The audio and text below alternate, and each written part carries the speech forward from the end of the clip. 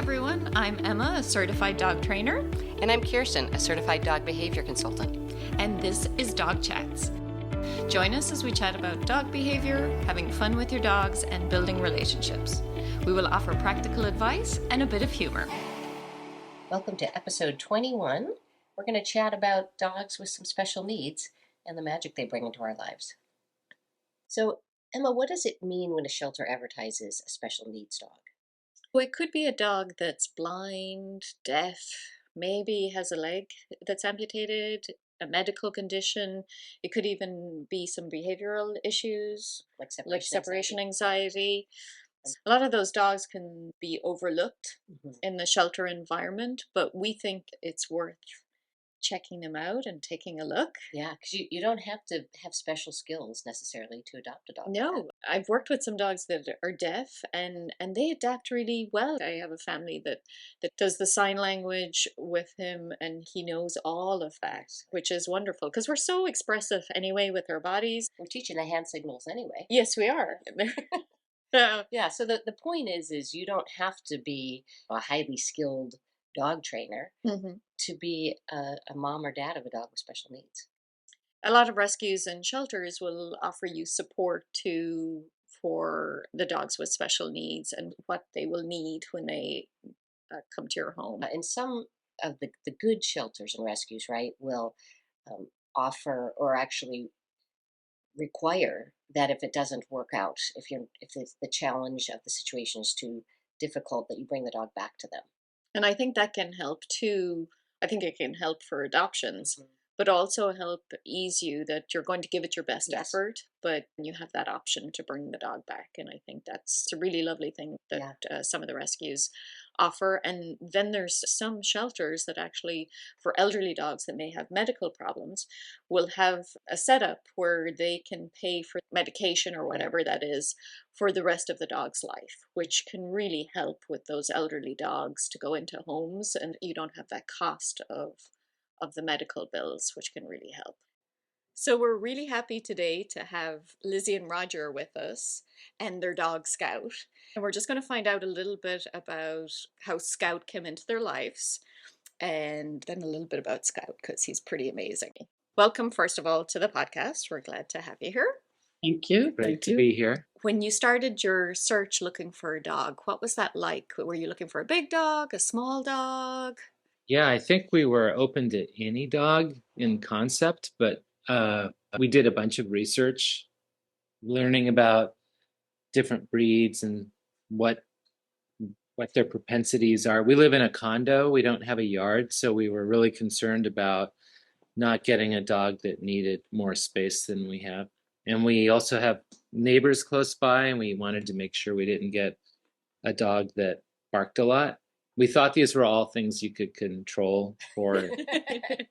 At least I did. And along the way, I know we decided that we were going to get a rescue. But even so, we thought learning about the different breeds might help us rule out some rescues that might be a bad fit. Mm-hmm. So, great. Yeah, and I'll just wind up by saying I thought we should narrow it down to small dogs, like smaller terriers, based on the space and training and all of that. So we haven't said what size Scout is yet. We're leaving that as a little surprise, but we all do that. We all go out thinking this, like, I didn't want a female, I didn't want a large dog, I didn't want a puppy. There was a whole bunch of things I didn't want, and that's what I have, and I'm very happy with it. But tell us a little bit about how you met when you met Scout at first, and if there was any information that was with him at the rescue. Tell us a little bit about that. Well, I met him first. Despite all the research Roger did, I'm the one who met our dog first. And it was at a foster event. And that was another thing that Roger and I decided we wanted to do, was use a foster organization that took dogs out of shelters and got them accustomed to living with people. So we went to an event it was two foster organizations that were there, and we had 2 or 3 dogs that we wanted to meet. They were both small. First dog we met had a sign on it that said, what did the sign say? I think it said, "Don't pet me, I bite." He said, not really a good idea for a first dog. The second dog was a yapper. And then Roger went looking for the third dog.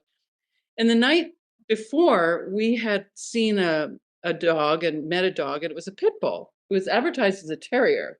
It was advertised as part Boston Terrier. Right. And it did look nothing like a pit bull, but it was a pit bull. And it was sweet. It was adorable. And I was ready to just jump right in and foster it and maybe adopt it.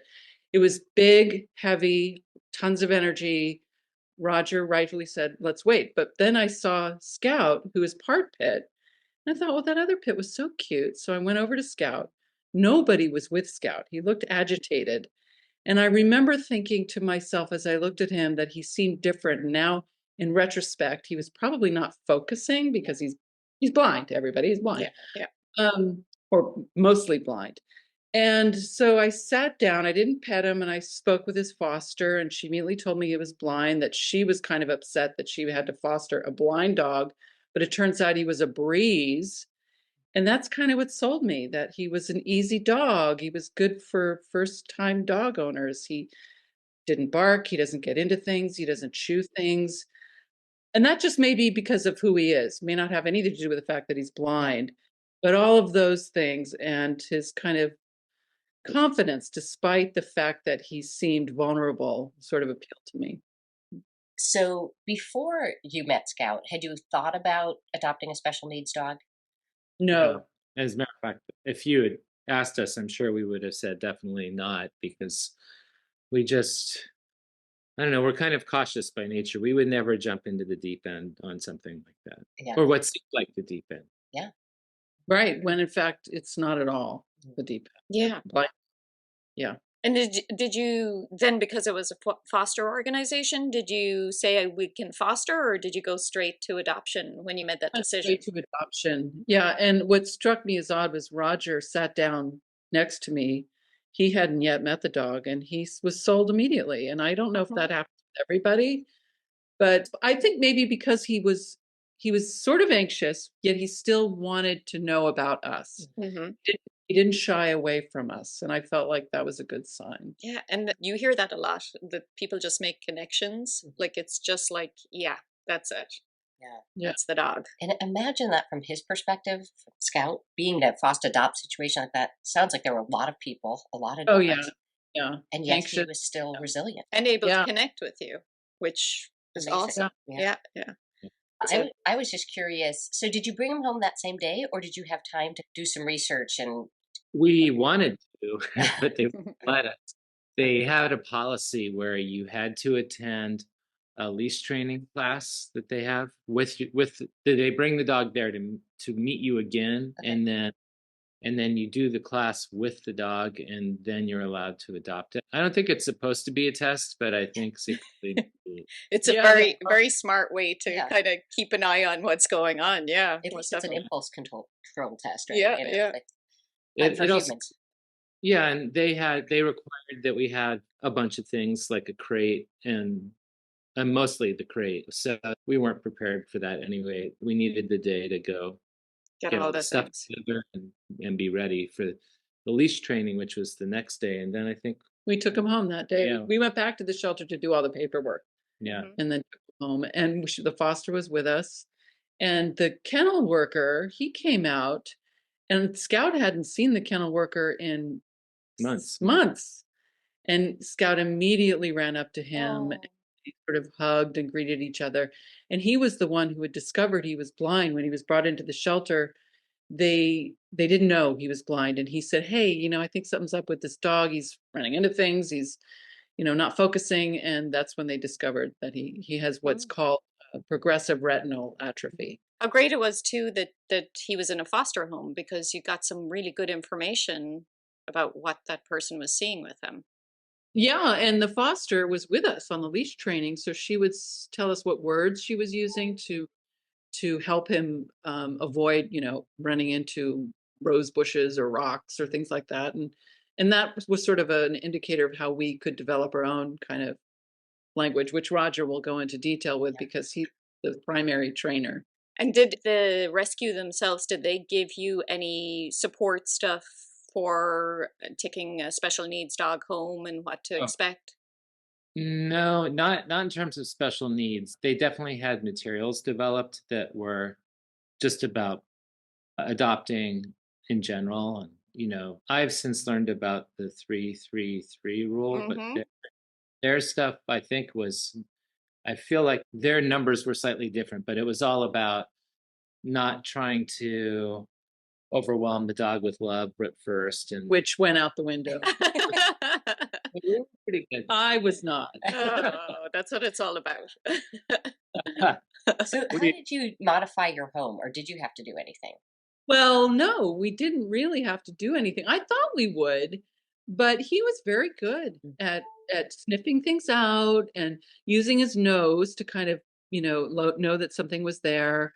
We don't move the furniture. If we do move the furniture, he will bump into it for sure. Yeah, we have to be mindful if you pull a chair out from the dining Yeah, you table, got to you put it have back to in. remember to put it back. I've always got to put my office chair back under the table because it's kind of like a throughway to his dog bed. And if that's there, then he doesn't like that chair in particular. Probably with good reason, right? Yeah. But no, we didn't have to. I mean, because he's blind, there's certain things I think other people might have to hide that would look like toys, but he's oblivious to them. And in terms of him being blind, we've kind of learned since then it's better just let him find the stuff on his own and not try Mhm. to create it for him. Yeah. Yeah. And we don't have anything here. I guess if I had something extremely fragile or extremely pointy, Mhm. I would consider And that. we've been to a number of Airbnbs with him, and Wow. we walk him around. We take him in and we walk him around inside and out, and it doesn't even take him very long. He's just very good at sniffing around and finding out what's there. And I've kind of eyeballed and seen if like they have something that might be breakable and moved it out of the way and just tried to make it. I mean, if And we, that's the big adjustment. It's like a dog is with us all the time now. And and I think for any dog, whenever you go into a new space, you just sort of make sure that that environment is going to be good for that dog as well, Mhm. so in addition to yourself. It's just the way it is now, and it's like a child, really, although probably not quite as exhausting. But I would say too, it's never perfect. It's like they often have big glass coffee tables that he hits the corner of, but part of it is we just let him do that. Like he'll hit it a couple times and then he makes a mental And then, note. yeah, yeah, you keep him safe, but you also give him that independence to kind of figure it out himself a little bit. Exactly. Yeah. So I know you guys. So I know you did lots of research on blind dogs as soon as he came into the home because of all the research you had done before you even decided on getting a dog. So what were those things that you learned and then the training you did uh, that you found helpful? there was not a lot because most people on the internet, and this is what we've discovered in talking to people who have had blind dogs, whether they've been born or have gotten blind later in life, that it's not a big deal. You don't have to make a lot of changes. Little things here and there. The furniture is the main one, but Roger will give you more of a sense, I think, of how he's had to change training a little bit. And so how has that worked for you? Yeah. So, I mean, there's not a lot out there that I could find on training blind dogs. I think a lot of it is more like remedial, like your dog just had surgery and this is what you should do. Oh. But, but as you know, all dogs are individuals Mhm. and one training method wouldn't necessarily fit them all anyway. And I think a lot of it depends on how long your dog's been blind and how they got blind and Was a he lot of was he born blind? Mm-mm. No. no according to the vet and the ophthalmologist he was born with full sight and then this illness just basically your eyesight just slowly just goes away. It deteriorates. As Yeah. part of your eye, the pupil, the back of the pupil deteriorates. And it's something that happens to a few breeds of dogs. And Yeah, what did you teach him? Like, what were the things that you thought would be helpful for him to move around the environment within your house and then also the world because you bring him out exploring all the time. Yeah. Yeah. So when we got him, he already kind of knew the words up and down, which are used for steps. And curbs. Well, anything you step up and down. And so you literally say the word up right before he's going to need to step up onto something. One modification I made was I added the word ready because it felt like you could just be ambling along and all of a sudden You say it up. up He's like, or he's trying to And he figure it out fast. Yeah. would always drag. drag across the step at the front of it, or sometimes he would even stumble. So I added the word ready. So there's this whole cadence. It's sort of a sing-songy thing. So he can Mind you, we talk to our dogs while we're walking them. Oh, I don't know I anything about that. never got for this, and I thought, "You guys are crazy." Now I talk to my dog all the time to help him, like, navigate the world, Yeah, also just to let him know I'm there, yeah. because, Mhm. like, especially if he gets freaked out by a loud noise, I soothingly wanna, but I'm always talking to my dog now, and so I'm just the crazy person with their dog. Anyway, it's a sing song, and so he sings to the dog as well. Give us an example there, Roger. I mean, coming to a curb, I would say ready down.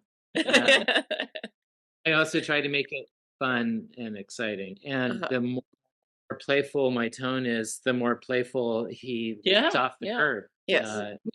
We have a word over for him to jump over puddles. We'll say over, and so if we do it that way, he just kind of like he Takes does the a little leap.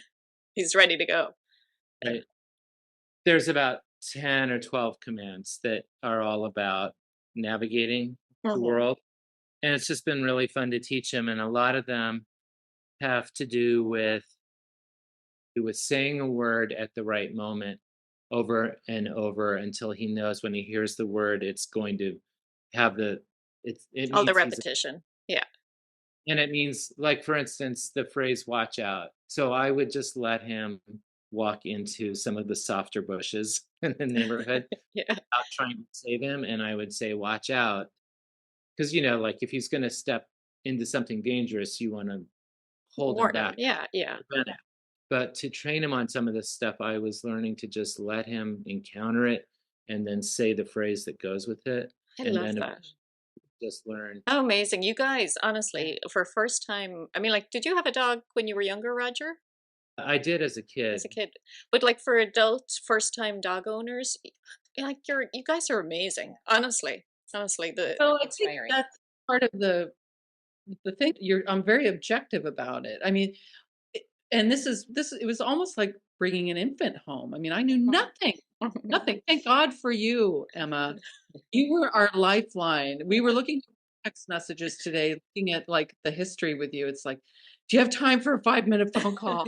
I mean, we were first time dog owners, but that's the fact that they're so different, yet we have a lot of similarities, but they're so different. That's the beauty of it, Mhm. that I'm constantly just amazed by him every day Yeah. because he's like he's magical, he's mysterious to me. Yes. I have a question. Mhm. So, and I saw a very funny video with Scout and Buddy, but how does Scout interact with other dogs if he can't read the other dog's body language? How does he know how Yeah, to play? that's a great question. His solution is he goes into, I think we call it statue mode, which Mhm. is he freezes and just lets the other dog or dogs initiate everything and sniff, and then after a few seconds of that he starts responding. But Okay. He usually wants to play. He's very playful with other dogs. He once that initial kind of, okay, I don't know who you are. Sometimes he's not interested, but if he gets to know the dog, he immediately goes into a play bow, and he's all about that. But there are one or two dogs that he doesn't actually get along with, just like any other Just like dog. us, Hmm. right? Hmm. It's great that he has, and maybe that was before he went blind. Maybe his skills were really good then, but for him having the special need, but still being able to stand still and allow another dog that he can't really, he doesn't know much about Yeah. what's going on around him, to be able to go, I'm confident enough to just let you come check me Yeah. out. Yeah. All right. Pretty confident, but the problem is And we did this initially, we did have him off leash at some parks, and we discovered we can't do that anymore because he's so enthusiastic and so playful. He goes after the dogs because they know where they're going. Yeah. Yes. It doesn't matter if they're big or small. So if it's a small dog, he can stress that dog out a lot. Hmm. He can stress out big dogs, and then he gets a little too enthusiastic, and he's gotten a few cuts, and so it's like, but parks in general, especially if small children are around, because he can just like mow somebody down. She doesn't even see them. But yeah, but I mean, like, what great learning for you too, because that's what we all do, is we kind of go, this is working, this is not, that's not appropriate for our dogs, Yeah. and what they can do. But Yeah. fascinating, just totally fascinating the way he maneuvers around the world. I watch your videos when you bring him to a new place, and you do it safely, that he can be a little bit off leash exploring himself, and it's just amazing that he just adapts, and sometimes he's running around, but it's almost like he's mapped the area, Right. like he kind Yeah. of hits a point and then turns, and hits a point and turns. Yeah. The very first time we went on vacation with him, there was a yard, which we don't have. And so I walked him around the whole perimeter of the yard a couple times. It's one of the first videos that we put up. And he just started tearing around it. But he, At one point, he did fly into the shrubs, yeah, but but he did, he did make that calculation. yeah. And something I wanted to circle back to, you were talking about introducing him to other dogs. And I was Mhm. just remembering in this conversation we're having that his hackles used to go up quite a bit when Yeah. he would meet a dog. And it didn't seem to be aggression. It just seemed to be a guarded kind of thing. And because of his size and appearance, people would be a little scared by that. And I'm just realizing now that he really doesn't do that as much. He barely does it at all anymore. He kind of freezes Yeah. and then pretty much wants to start playing. Yeah. But we do have ways of helping him run. Mhm. If we get to the park at 6 in the morning, which we do sometimes, and do a call and response with him, we can get some good exercise, and he's having a lot of fun. And there's one place where we can take him off leash and he'll follow us. That's another good command we have, is follow, and he just follows. I've Yeah. seen videos of that on Instagram. There's a place where he's following you alongside a fence on a path. It's Yeah. just That's the amazing. river, the LA River, yeah. Yeah, amazing. And he doesn't hit the fence. No, and he just goes along. Yeah. I as I said, he's not completely blind. He sees shapes and shadows and dark and light. So when you're looking at a long path, I think he can see that long line. Hmm. I think that's my feeling. I don't know, but Yes. The big thing for me is it's the relationship and the bond that you build with him. Mhm. So he trusts you, for Yeah. that movement, and he stays with you. He's like, these are my people, and I want yeah, to be around them, and I trust them, and all of that.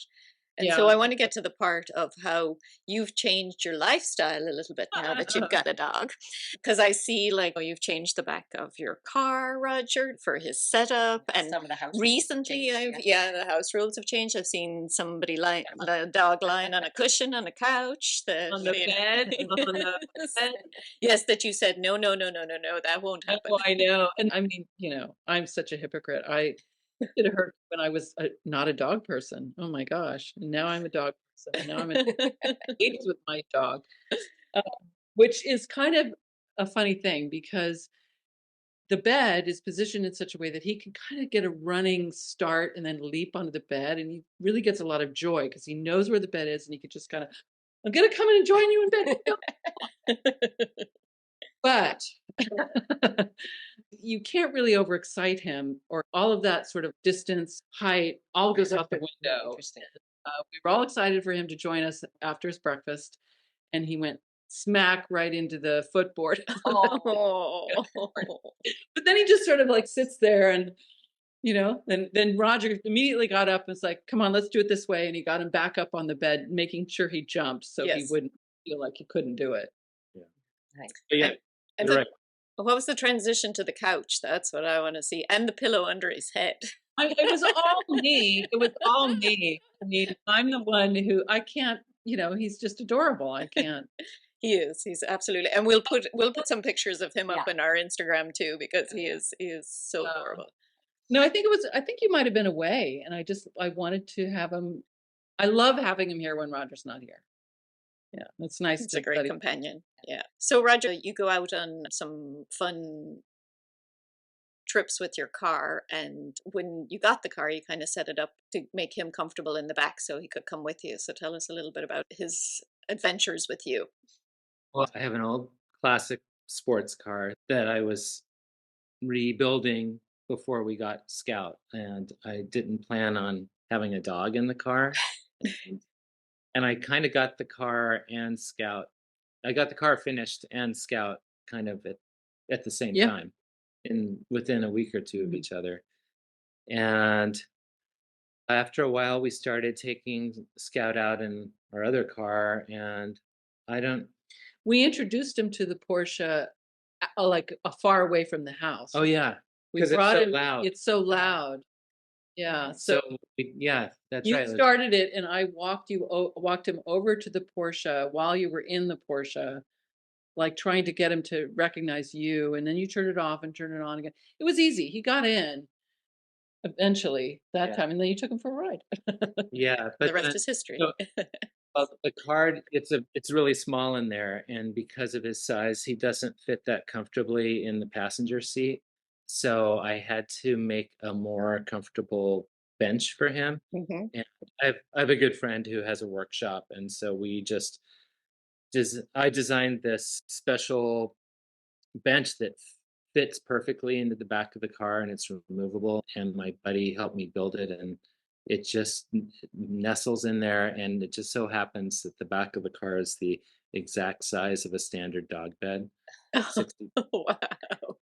So the bed just kind of covers the bench and just creates this sort of playpen for him back there. And then, How did you do the harness? yeah, because it's an old car, it has some special luggage hooks and on the back at the back windshield, and I just made some straps and adapted them to a harness for him so he'd be safe. And then he was still, because the whole point is to drive the car kind of aggressively. I could see he was sliding around a bit. And we found this dog bed that has a bolstered cushion around it to put in there, and so he can be snuggled in there. Yes. But I did recently get a new camera to shoot Scout with, Yeah. and it gave me a view of the back seat that I normally can't see when I'm driving because I'm watching the road. Hmm. And I didn't know this, but he stretches his paws out to To brace.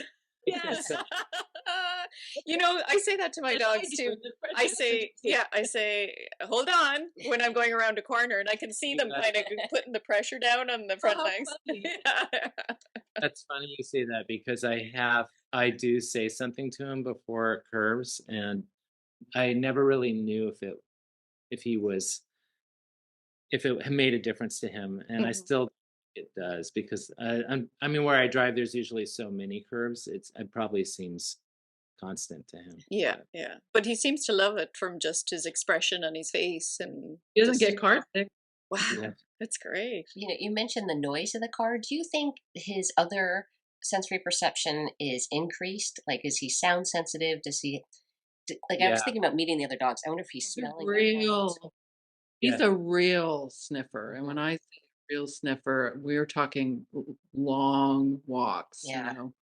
and like you can hear it, and you can see the plants moving aside as he loves to sniff, and I know that's their primary sense, so I'm sure he relies on it a lot. One of the other things he does is if a car goes by, and I've noticed other dogs don't do this, they don't seem to care. They're used to it, but he has to stop when the Mm, car is coming and he has to track it with his head. I think he can see large things that make noise. And he just has to see where it's going. And once it passes, he continues on his way. interesting. yeah. Smart. Sometimes just having somebody pass us on the opposite side of the street if you can hear their footsteps, Mhm, especially obviously if they have a dog, he has to stop and kind of monitor it mhm. until they're shot. Take it So in. Yeah, yeah. but there was a little tendency on my part to want to keep him walking and sort of say, hey, come on, let's go. And just recently, I just sort of, Emma taught us about letting him sniff Yeah. as exercise a long time ago. And then I just recently realized that just like having to monitor the sounds of these things is in kind of goes with that. It's like it's better to just let him, if he wants to monitor a car going by, just let him stop and do it and Yeah. satisfy himself that he's tracked it and he knows it's gone and he can keep walking. Mhm. Yeah. So much Right. learning. Yeah. So, last question for you. What advice would you give to people that are thinking of adopting a dog with special needs? I have a couple things I Yes. thought of. One is whatever training you want to do or advice or however you are planning to shape the dog, to just remember to be open-minded. I think at first for me, because it was my first dog as an adult, it was like, well, I was on a mission. Like we are going to learn to do this and we're going to learn to do that, and he's not going to do the other thing. And I most of those things have come true, but it also had to be like not on my timetable. Hmm. Like so that would be Right. one piece of advice. And then the other, which goes hand in hand with that too, because he's blind, sometimes no matter how practiced you get at it, you might be walking with somebody and having a conversation, and for just a second, he darts out in a way that you weren't expecting and runs into something, and you feel bad because you feel like it was your job to help him not do that. So the other advice is whatever the dog's disability is, there are going to be pitfalls, and that people that are caring for the dog shouldn't feel bad. That's just Yeah. going to happen. Yeah. You have to give the dog and yourself permission to make those mistakes. That's nice. That's Yeah. like for all of Yeah. us. Yeah. That's Mhm. awesome. That's awesome. So, anything else you guys want to add? Well, my life has changed since I've had this Mhm. dog. Mhm. And, I was never a dog person, but now I'm You're talking to the him all day. I do. I just am bowled over by the inexplicable ways that I bond with this creature.